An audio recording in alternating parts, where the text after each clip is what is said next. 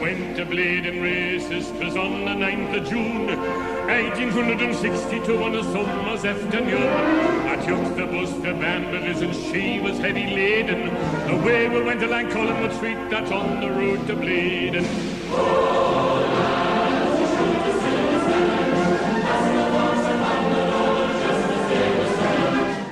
You're watching Toon Army TV. So in this video, I want to talk about Matty Longstaff and his contract situation.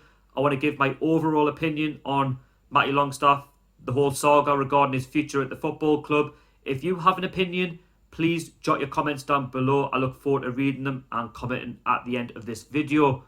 If you haven't seen already on social media, Matty Longstaff can leave the football club at the end of this week.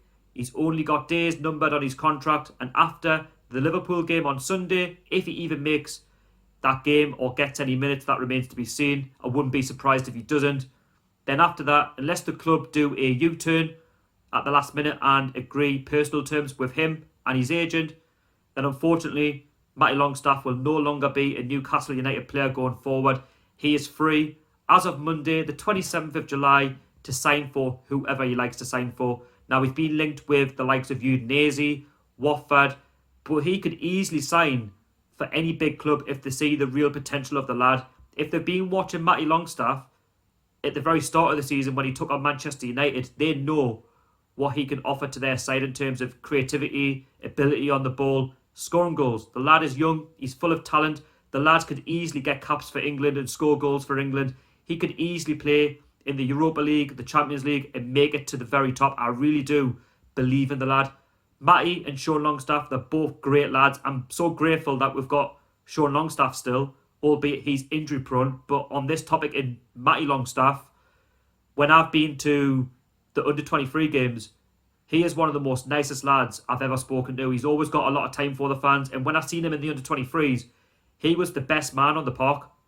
And it was only a matter of time before he got into the first team. And I always believed in the lad because he had great ability. And then when I seen him get that chance at the start of the season under Steve Bruce, I was absolutely buzzing for the lad. You know, he's from the NE29 postcode, North Shields. He was born in Rotherham, but originates around North Shields. And you just think, great, this club could be going in the right direction in terms of the recruitment side of things. If we're not going to buy big name players, bring through your local talent, because we don't play local hero for nothing. We play local hero because we want to see our local lads get that chance in the first team and make history at Newcastle United Football Club. But unfortunately, under Mike Ashley's ownership, it has been proven time and time again that the progress has always been halted or it's non-existent because he just lets them go. It's happened with Andy Carroll in the past. He went to Liverpool for 35 million quid when he didn't want to go. And what did we do with that money? Well, it didn't really get fully invested in the squad. We got Shefty Kuchi, how embarrassing, to the fact we got Demba Ba, which was a great signing, but he came to St James's Park on a free, but ended up going to Chelsea for £7 million because, again, Mike Ashley seen the profit. He's seen the money. Now, I wouldn't be surprised if Matty Longstaff leaves at the end of the season because whatever happens, he's going to go for a compensation deal of £400,000. And where's that money going to go? Well, it's going to go to Mike Ashley and Lee Charnley, isn't it? They're going to split that together and they're probably going to use it on unnecessary things like a holiday. And who's going to suffer? Us, you, the fans, because we don't get to see our local talent anymore. Now, if you look at Matty Longstaff as a player at Newcastle United under Steve Bruce, he's made 9 appearances for the club. He has scored 2 goals for the club. But don't let that Wikipedia fool you, because I believe, in my opinion, he should have played more games. He should at least have been in double figures, playing 10, 15, 20, 25 games on top of that. And unfortunately, he's still only in single figures.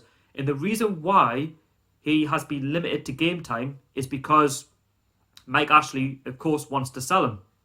He's been telling Steve Bruce not to play him. And I don't believe for 1 second what Steve Bruce says when he says, I don't want to play him because he's not like first choice or anything like that.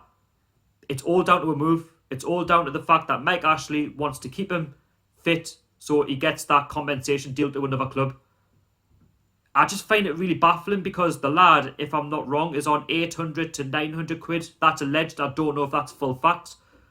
including some sort of bonus if he scores, which I think is quite bizarre when you're playing in the Premier League and you're representing this football club at a high level.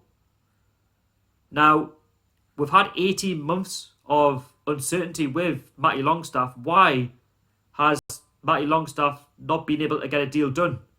But yet Sean's contract was absolutely fine. Why did the club not just thrash out a deal with Matty Longstaff and give him what he wants? In my opinion, I believe his contract should at least be 10, 15, 20 grand a week at a push. I don't think he's worth any more than that.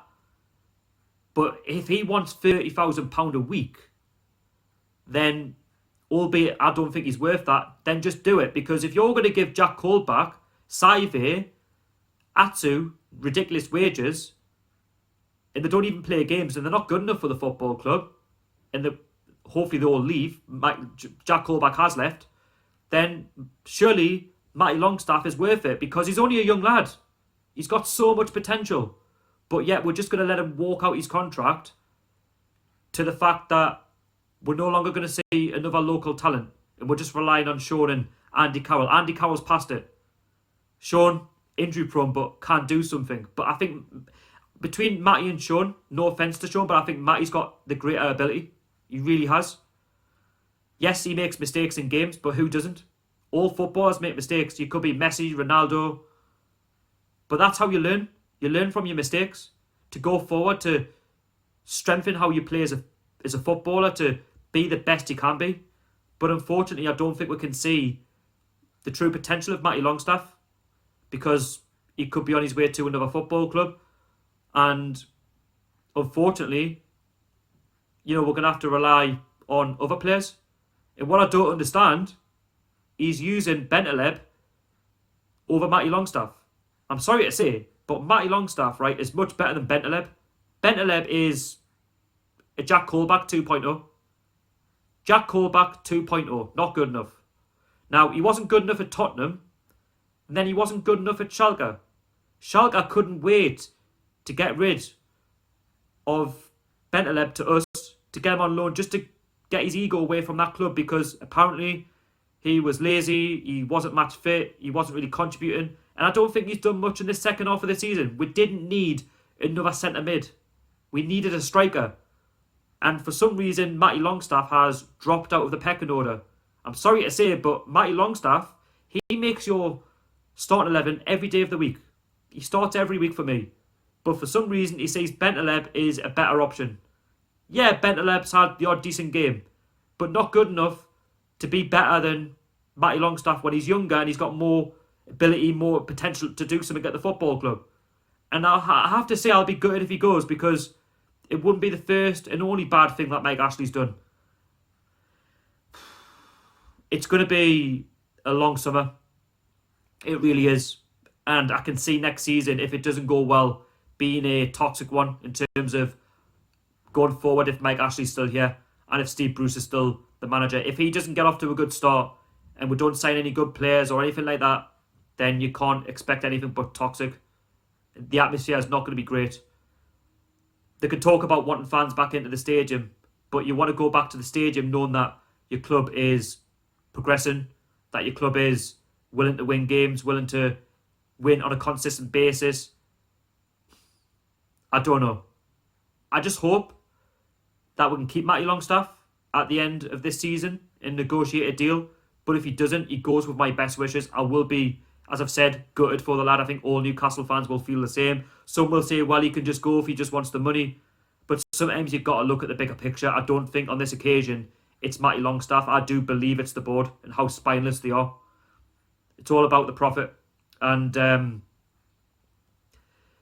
again, we're going to have to wait and see. He's literally got days to run for his contract.